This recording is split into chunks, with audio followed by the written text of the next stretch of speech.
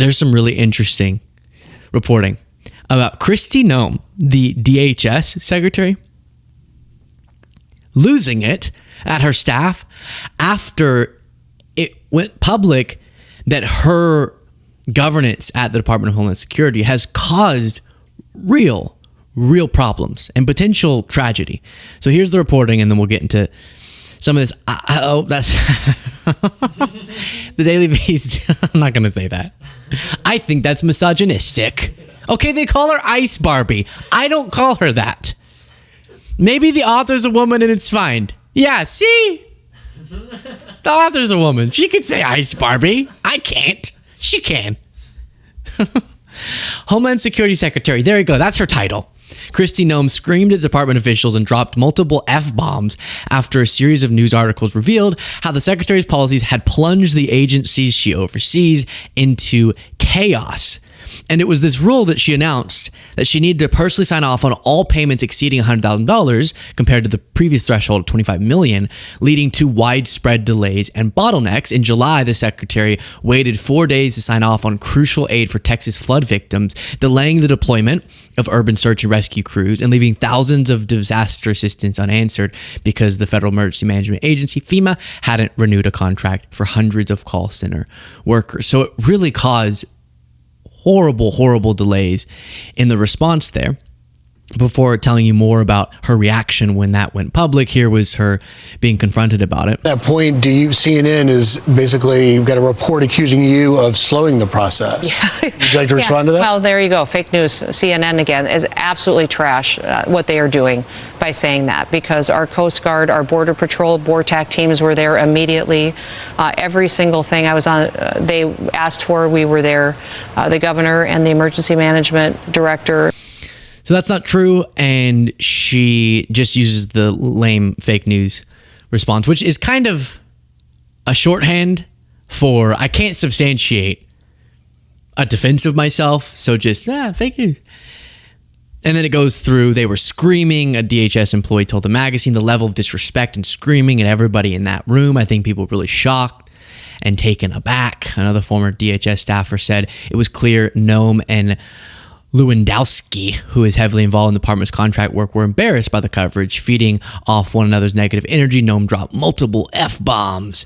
They also accused the people in the room of lining their pockets from government contracts, which seemed like projection to the people listening. So it's interesting hearing, because we saw in public, but when they go on TV, they're going to be really just calm and no, that's just fake news. That's not true. But they know how bad it was that people found out. I wish they knew how bad it was that it happened, that these delays because of Kristi Noem's decision-making had really bad consequences.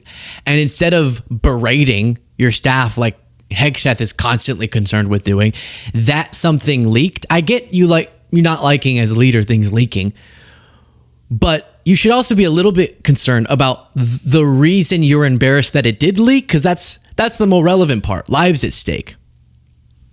But she's never given off the energy of someone who would be great in such an important role and someone who would be great at defending herself whenever bad reporting comes out. You might remember when she was trying to pitch herself to be Trump's vice presidential running mate, a couple stories caused some bumps in the road.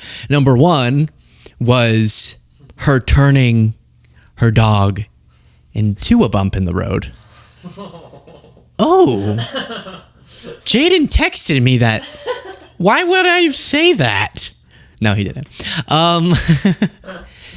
Killing her dog. And then secondly, she told this story in her book of meeting Kim Jong-un and staring Kim Jong-un in the eyes and saying, "Sir, I can see your soul." Not that part, but the meeting Kim Jong-un and looking into his eyes. And then they looked at records and it was like, wait, there was no when did you talk? When did you hang out with Kim Jong-un?